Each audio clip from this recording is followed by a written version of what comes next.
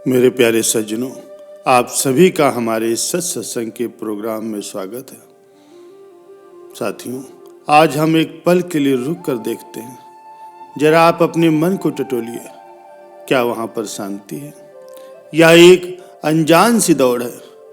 हम सब बचपन से एक ऐसी ही रेस में दौड़ रहे हैं, कुछ बनने की रेस। बड़े होकर के क्या बनेंगे?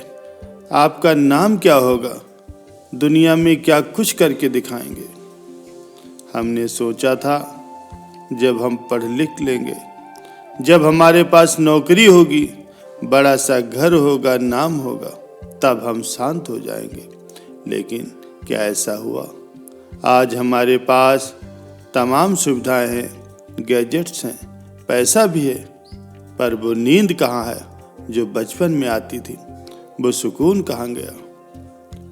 आज के इस सत्संग में हम इन्हीं गहरे सवालों के उत्तर ढूंढेंगे। हम समझेंगे कि कैसे हमारा अपना ही मैं यानी ईगो यानी अहंकार हमारे दुखों का सबसे बड़ा कारण है, और कैसे शून्य हो जाने में ही जीवन का सच्चा आनंद छिपा हुआ है। प्यारे सज्जनों, ये अहंकार क्या है? संत कहते हैं कि अहंकार हमारी हीनता को छुपाने का एक तरीका है। हमें अंदर से लगता है कि हम खाली हैं, हम कुछ नहीं। इस खालीपन से हम डरते हैं, इसलिए हम बाहर बहुत सी सारी चीज़ें इकट्ठा करते हैं, पदवियाँ, धन, सम्मान, परिवार, ताकि हम खुद को और दुनिया को दिखा सके कि देखो मैं कुछ हूँ। लेकिन सज्जनों, ये वैसा ही है जैसे एक घाव के ऊपर एक सुंदर सा फूल रख देना। फूल रखने से घाव भरता नहीं, वो बस छिप जाता है, और हम पूरी जिंदगी उस फूल को संभालने में ही निकाल देते हैं, जबकि अंदर का घाव लगातार दर्द देता रहता है। जानवरों को देखिए, आप पक्षियों को देखिए। एक शेर को कभी ये चिंता नहीं होती कि वो दूसरे शेर से बेहतर है या नहीं। एक गुलाब का फूल कभी भी कमल के फूल से जलता नहीं, वो बस है, वो अपनी मस्ती में ही रहता है। लेकिन इंसान हमेशा दूसरे इंसान से तुलना करता है, वो तुलना में ही जीता है, और यही तुलना उसके दुख का मूल है। इस बात को गहराई से समझने के लिए एक प्राचीन कथा है जो हमें बताती है कि कैसे हमारा अहंकार ही हमें निगल जाता है। बहुत पुरानी बात है। एक घने जंगल में एक महान ऋषि अपनी कुटिया के बाहर ध्यान मग्न बैठे थे। अचानक ही उनकी गोद में एक छोटा सा चूहा आकर के छिप गया। वो चूहा बुरी तरह से कांप रहा था। ऋषि ने अपनी आंखें खोली और पूछा, क्या हुआ नन्हे जीव, तुम इतना डरे हुए क्यों हो? चूहे ने हाथ जोड़कर कहा, महाराज मुझे बचा लीजिए, एक बिल्ली मेरे पीछे पड़ी है, वो मुझे खा जाएगी। ऋषि को उस पर दया आ गई। उन्होंने अपनी सिद्धियों से मंत्र पढ़ा और उस चूहे को एक बिल्ली बना दिया। उन्होंने कहा, जाओ, अब तुम्हें बिल्ली से डरने की कोई जरूरत नहीं, अब तुम खुद बिल्ली हो। वो चूहा जो अब बिल्ली बन चुका था बड़ा खुश हुआ। वो जंगल में घूमने के लिए निकल गया, लेकिन कुछ दिन के बाद वो फिर भागता हुआ ऋषि के पास आया। कहने लगा, महाराज मुझे बचा लीजिए। ऋषि ने पूछा, अब क्या हुआ? उसने कहा, महाराज कुत्तों का एक झुंड मेरे पीछे पड़ गया है, मुझे कुत्तों से बहुत डर लगता है। ऋषि ने मुस्कुराते हुए एक फिर से मंत्र पढ़ा और उसे इस बार एक बड़ा सा कुत्ता बना दिया। प्यारे सज्जनों, समय बीतता गया। वो कुत्ता जंगल में घूम रहा था। एक दिन एक शेर की दहाड़ सुन करके वो ऋषि की शरण में फिर से जा पहुंचा। उसने कहा, महाराज शेर वो मुझे मार डालेगा।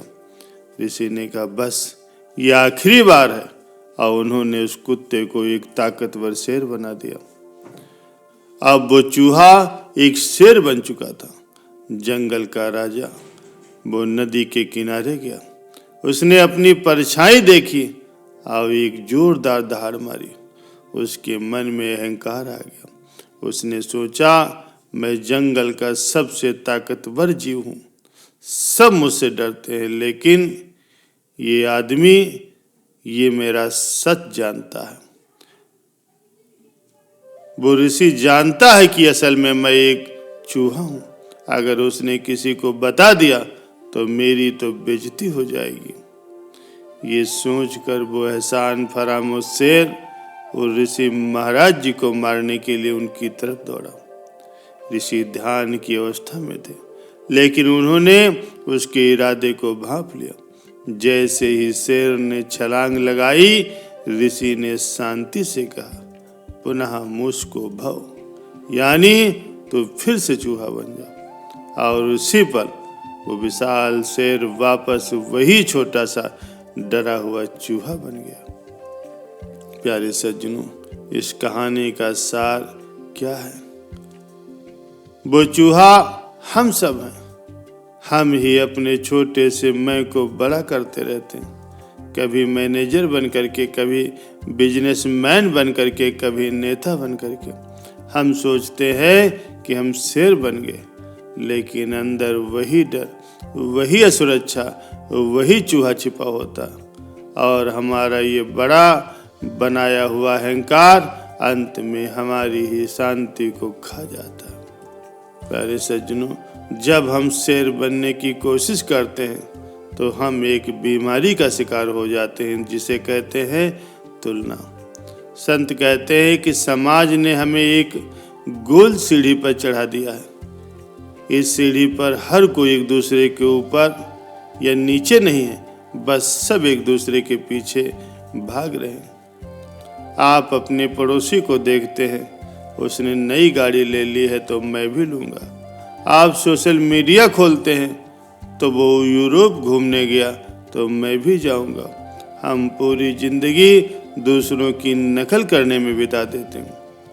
आप जरा सोच कर देखिए, अगर आप दुनिया के सबसे अमीर आदमी बन गए तो हो सकता है आप सबसे सुंदर न हो। अगर आप सबसे सुंदर बन गए तो हो सकता है आप सबसे विद्वान न हो। आपका अहंकार कभी भी संतुष्ट नहीं होगा। वो हमेशा कमियां ही ढूंढता रहेगा कि मेरे पास ये नहीं है, कि मेरे पास वो नहीं है। और आप जब तक दूसरों को देख कर जिएंगे, आप कभी भी खुद से नहीं मिल पाएंगे। आप परमात्मा से नहीं मिल पाएंगे, क्योंकि परमात्मा तो वहीं मिलता है जहां आप अकेले होते हो, जहां भीड़ का शोर नहीं होता। प्यारे सज्जनों, तो इसका समाधान क्या है? कैसे हम इस अहंकार, इस गुस्से से मुक्त हो?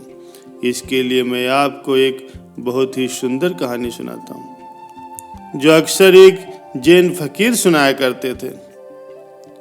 इस कहानी को ध्यान से सुनिए, यह आपका नजरिया बदल देगी। एक बार एक सन्यासी किसी नदी के किनारे रहा करता था। उसने तय किया कि वो नदी के बीच में जाकर के अपनी नाव में ध्यान करेगा, ताकि कोई शोर न सुनाई दे। सुबह का वक्त था, चारों तरफ कोहरा फैला हुआ था। सन्यासी अपनी छोटी सी नाव लेकर के नदी के बीच पहुंचा और आंखें बंद करके ध्यान में बैठ गया। उसे बहुत शांति महसूस हो रही थी। कुछ समय बीता, अचानक उसे महसूस हुआ कि कोई दूसरी नाव आकर के उसकी नाव से टकरा गई। एक ठक की आवाज हुई, सन्यासी का ध्यान टूट गया। उसे बड़ा गुस्सा आया। आंखें बंद किए हुए उसने सोचा, ये कौन मूर्ख है, इसे दिखता नहीं कि मैं ध्यान कर रहा हूँ। इतनी बड़ी नदी में उसे मेरी ही नाव मिली थी टकराने के लिए। गुस्से में तमतमाते हुए उसने चिल्लाने के लिए अपनी आंखें खोली। वो उस आदमी को गाली देने ही वाला था कि उसने देखा कि जो नाव उससे टकराई है वो बिल्कुल खाली, उसमें कोई नहीं था। वो एक खाली नाव थी जो हवा के झोंके से बह करके आ गई थी। जैसे ही उसने देखा कि नाव खाली है, उसका सारा गुस्सा गायब हो गया।